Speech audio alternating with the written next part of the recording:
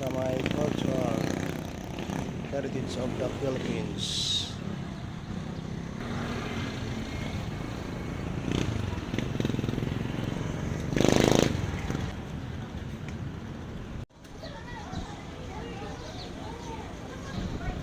So papasok tayo dito sa loob ng simbahan. So ito yung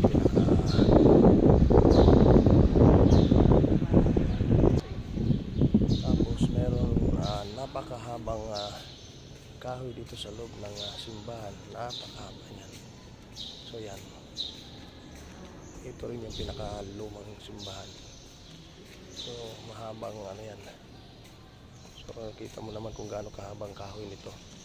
So napakaluma.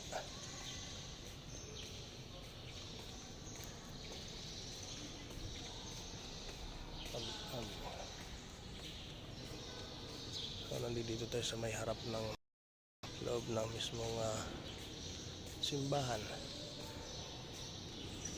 Antonio Roque. So ito yung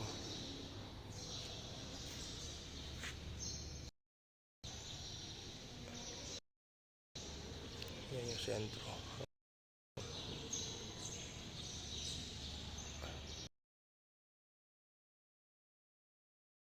Grabe So, pala. gamit ng ito gamit pwedeng magamit itong lahat ng ito gamit iba yung ito ikalawang lupa pinakadong is 8,200 and 373 years. And ito yung ating kampana po kasi kanina ganito po. Okay, 3, 2, and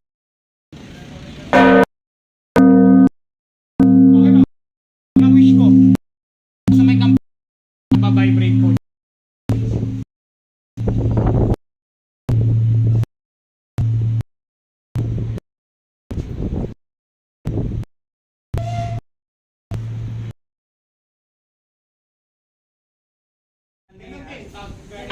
Ano yung pag may mga hila-hila Siya ng na nakasol dito sa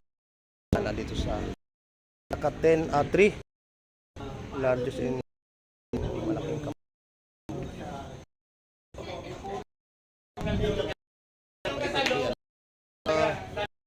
Lumabas na may So Bago ang lahat, picture muna po kayo sa mas madali madali. walang slide po, walang zip. ito yung paligid. Shortcut Okay po dito po. Overlook po.